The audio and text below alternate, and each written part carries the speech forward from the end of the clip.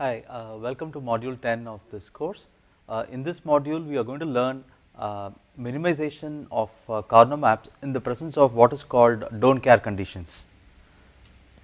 So at times what happens is you have minterms for which the output is actually a don't care.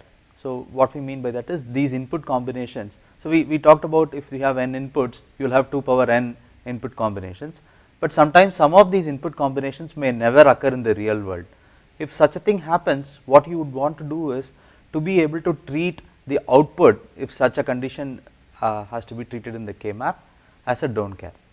So the reason why this is useful is that when you minimize in the presence of what are called don't cares, you can actually cut down the complexity of the circuit. You may actually start using lesser number of gates than what you would have otherwise.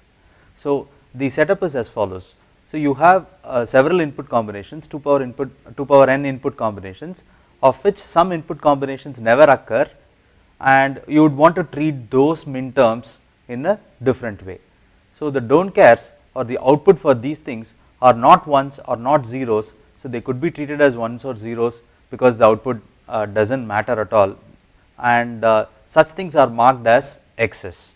And when we simplify in the K-map, we can either treat them as zeros or we can treat them as ones. So let us take a small example. So I am going to give you a number, a 3-bit binary number, and the 3-bit binary number I am telling you that it can take values from 1 to 5. So if I tell you that there is a 3-bit number, all combinations from 0 to 7 are possible, but in the circuit that I am designing, let us say I am interested only in the numbers 1 to 5. Then the number 0, number 6 and number 7 do not appear in the inputs, and I can treat them as don't cares. What I want here is I want to count the number of ones that are there in the input.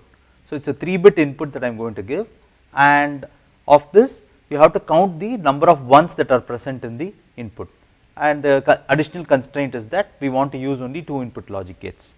So given any design problem like this, the first thing you want to determine is the number of inputs and the number of outputs. So the numbers are between 1 and 5, we need only 3 bits for that, so that is 3 inputs, and if there are 3 input bits, I can have at most 3 ones in it.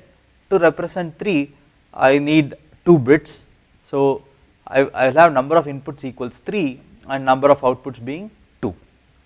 So we are now done with the basic black box. As a black box, it is going to take 3 inputs and it is going to give 2 outputs. Now let us go and look at the truth table. So the truth table is as before except for some few changes.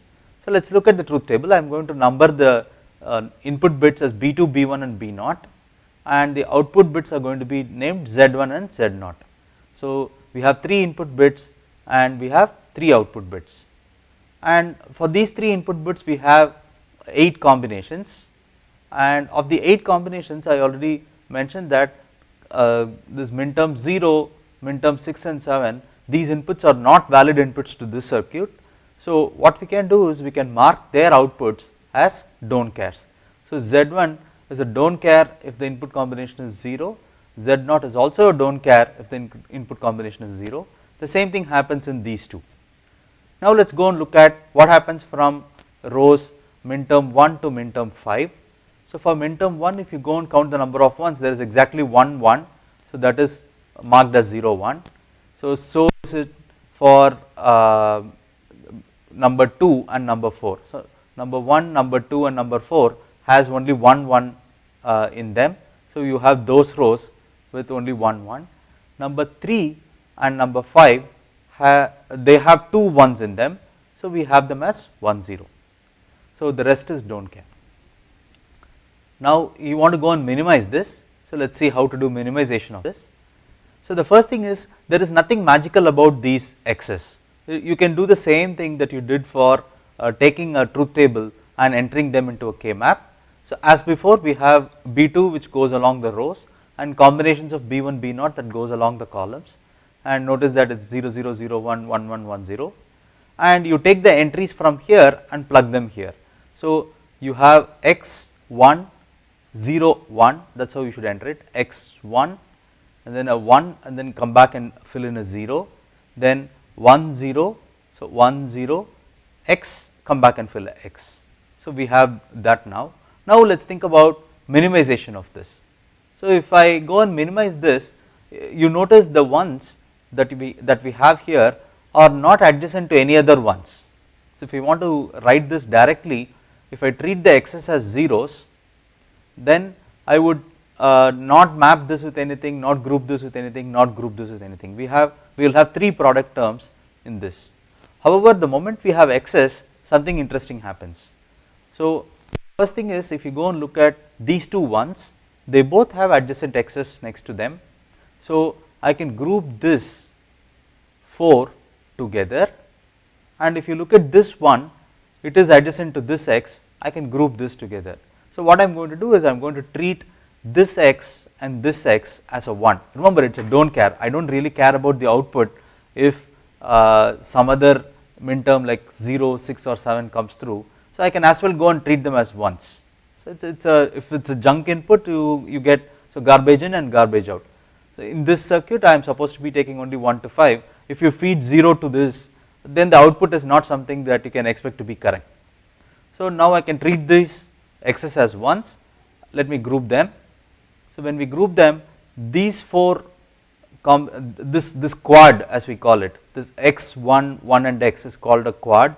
So in the quad we have 4 terms, and the quad minimizes to this term b naught complement. So you can notice that. So b2 is straddling across 2 rows.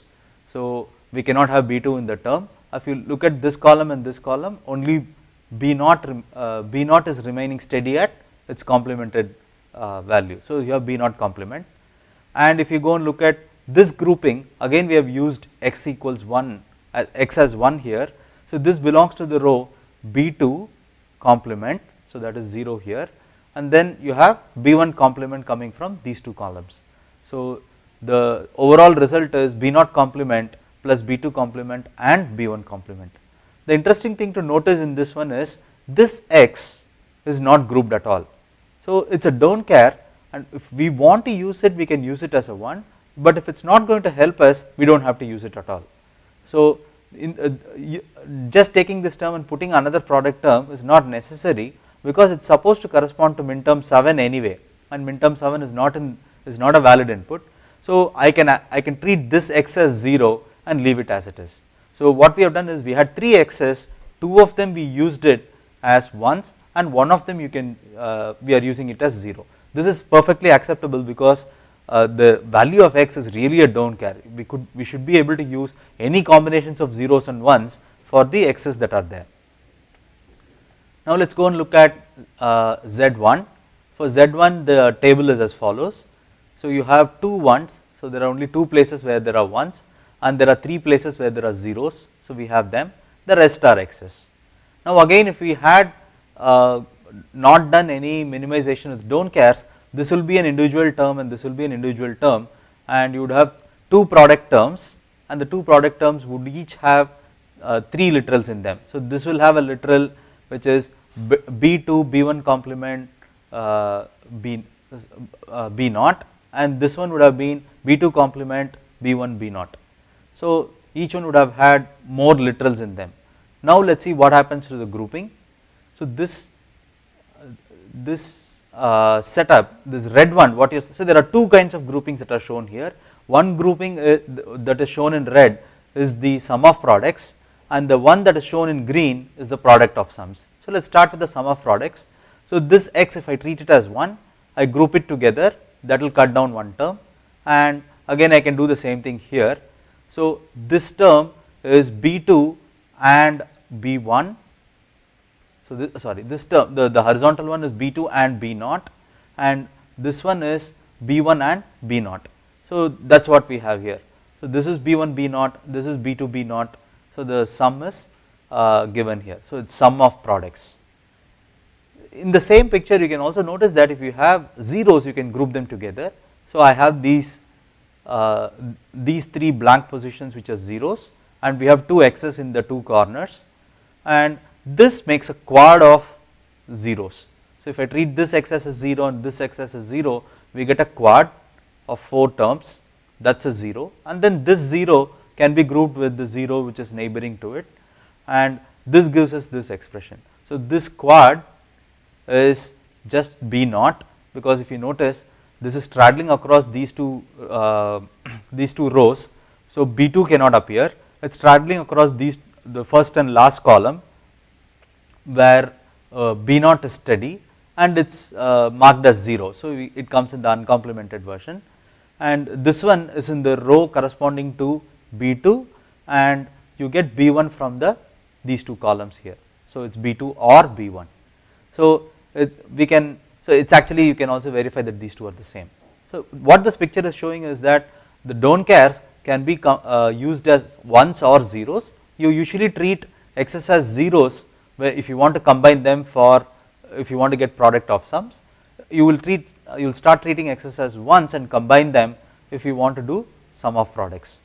And in either one you can actually leave out x's if it is not going to help in minimizing anything. So for example, in this one we notice that this x is not adjacent to any 1, there is no point in treating this x as a 1, we instead treat it as a 0.